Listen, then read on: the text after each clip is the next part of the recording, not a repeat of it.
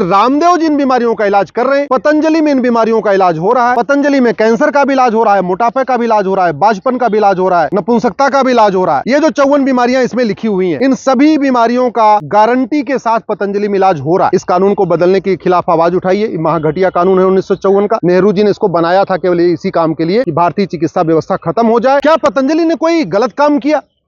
आचार्य बालकृष्ण जी ने और स्वामी रामदेव जी ने कुछ गलत किया है? आखिर सुप्रीम कोर्ट ने उन्हें क्यों फटकारा है? कंटेम्प्ट ऑफ कोर्ट क्यों चल रहा है? इंडियन मेडिकल एसोसिएशन ने एक पीआईएल फाइल किया सुप्रीम कोर्ट में और पीआईएल फाइल करके कहा कि पतंजलि 1954 में बने हुए कानून को नहीं मान रहा है। 1954 में नेहरू जी ने कानून बनाया था और इस कानून में लिखा है कि अंधापन, कैंसर, मोतियाबिंद, बहरापन, माहवारी, प्रोस्टेट, बुखार, मिर्गी, पथरी, ग्लूकोमा, दिल की बीमारी, ब्लड प्रेशर, हिस्टीरिया, पागलपन, कोढ़, मोटापा, लकवा, न्यूमोनिया, नपुंसकता, बांझपन, टीबी, ट्यूमर, अल्सर, ऐसी 54 बीमारियों का कोई प्रचार नहीं कर सकता। याद रखिए, यह कानून बना था 1954 में, नेहरू जी ने बनाया था। यह कानून क्यों बनाया गया था?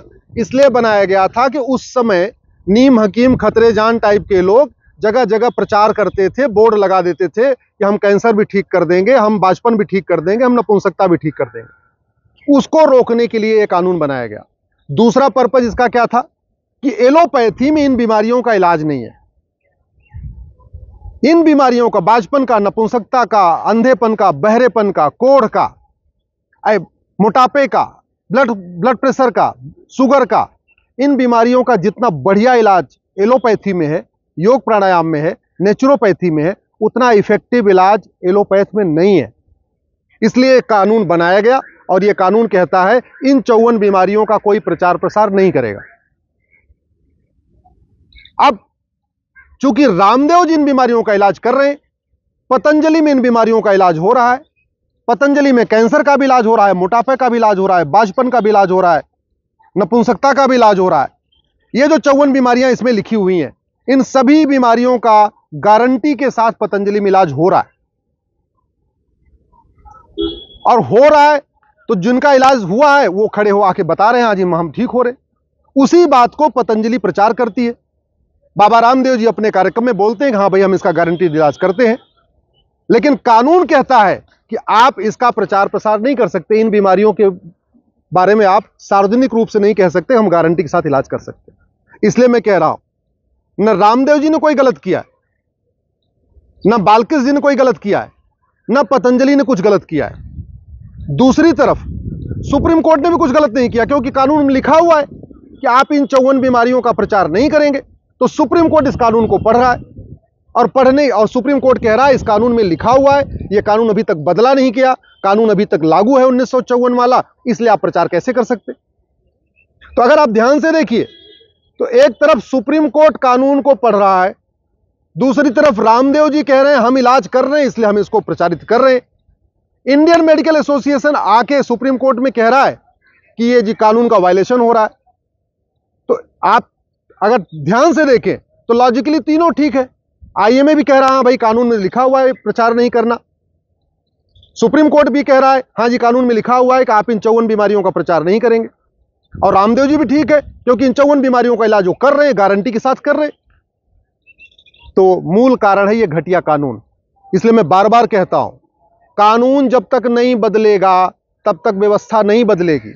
रामदेव जी ने करोड़ों लोगों का इलाज किया है, करोड़ों लोग उनको सुबह आस्था पे देख के ठीक हो चुके हैं, करोड़ों लोग पतंजलि गए भी नहीं है, वो घर बैठे सुबह 5 बजे आस्था खोलते हैं, 7 साढ़े 7 तक आस्था देखते रहते हैं और कपालभाति, अनुलोम विलोम, योग प्राणायाम करते रहते हैं, उसी से अपनी बीमारी ठीक कर लेते हैं। मैंने तो देखा है कि ऐसी ऐसी बीमारियों का इलाज जहां पे एलोपैथी में कहीं है ही नहीं है। और मैं अपना उदाहरण देता हूं, मेरे पिताजी का घुटना खराब हो गया, मैंने दिल्ली एम्स में दिखाया, उन्होंने कहा घुटना ट्रांसप्लांट करना पड़ेगा। मैंने दिल्ली के राम मनोहर लोहिया हॉस्पिटल में दिखाया, उन्होंने बोला घुटना ट्रांसप्लांट करना पड़ेगा। एक बहुत बड़े दिल्ली के प्राइवेट हॉस्पिटल में दिखाया, उन्होंने कहा घुटना ट्रांसप्लांट करना पड़ेगा। मैं अपने पिताजी को हरिद्वार ले गया पतंजलि, 10 दिन के अंदर बिल्कुल ठीक हो गए। 2 साल बीत चुका है, बढ़िया चल रहे हैं, साइकिल भी चला लेते हैं, आराम से बैठ भी जाते हैं, इंडियन टॉयलेट में बैठ लेते हैं, वेस्टर्न तो छोड़िए इंडियन में भी बैठ लेते हैं, और घुटना ट्रांसप्लांट भी नहीं कराना पड़ा। अब ये सोचिए, अगर हमने तो यहां दिखा लिया, एम्स में दिखा लिया, राम मनोहर लोहिया में, वो गांव के गरीब आदमी, हर व्यक्ति तो एम्स में नहीं जा सकता, हर आदमी तो करोड़ लाख 4 लाख रुपए 5 लाख रुपए नहीं खर्च कर सकता ट्रांसप्लांट कराने के लिए। तो वो क्या करता है, वो योग प्राणायाम के जरिए, नेचुरोपैथी के जरिए, आस्था टीवी चैनल को देख के वहीं से अपना इलाज कर रहा है। दुनिया की सबसे बढ़िया जो रिसर्च सेंटर है वो पतंजलि ने खोला है। 500 से ज्यादा उनके पास रिसर्च पेपर हैं, 1200 से ज्यादा डॉक्टर पूरे देश में उनके लिए इलाज भी कर रहे हैं, सब कुछ है। और इसके बाद भी जब वो कह रहे हैं कि हाँ मैं इलाज कर लेता हूं, पेपर में ऐड दे रहे हैं कि मैं गारंटीड इलाज करता हूं, तो उनको कंटेम्प्ट ऑफ कोर्ट का नोटिस आता है। इसलिए मैं कह रहा हूं, इस कानून के खिलाफ आवाज उठाइए। और यही कानून नहीं, जो भी 25 साल से ज्यादा पुराने कानून हो सबको रिव्यू करना चाहिए। जो भी सन 2000 से पहले बने कानून हैं सबको रिव्यू करने की जरूरत है। आखिर सड़क नहीं बन सकती, एयरपोर्ट नया बन सकता है, हर चीज का मॉडिफिकेशन हो सकता है, स्कूल नए बन सकते हैं, तो कानून नए क्यों नहीं बन सकते? हम 21वीं शताब्दी में 2024 में 2023 में ये 1954 वाला कानून क्यों लेके चल रहे हैं? 1954 में चलो मान लेते हैं उस समय रिसर्च नहीं हुआ था, 1954 में कोई ऐसा भारत में योग संस्थान नहीं था जो इन बीमारियों का इलाज करने वाला था। लेकिन आज की डेट में तो पतंजलि है और भी कई सारे योग संस्थान हैं जो नेचुरोपैथी के जरिए इन बीमारियों का इलाज करते हैं, आयुर्वेद के जरिए इन बीमारियों का इलाज करते हैं। इसके बाद अगर वो कहते हैं कि हाँ मैं इलाज कर रहा हूं तो उनको नोटिस आ रही है। और अब तो हद ये हो गई है कि Indian medical association supreme court में पीआईएल फाइल करता है, और पीआई उसके बाद उसकी पिटीशन एडमिट भी होती है, और बाकायदा रामदेव जी को और आचार्य बाजकी जी को बाकायदा कंटेम्प्ट ऑफ कोर्ट का मामला भी चलने लग गया।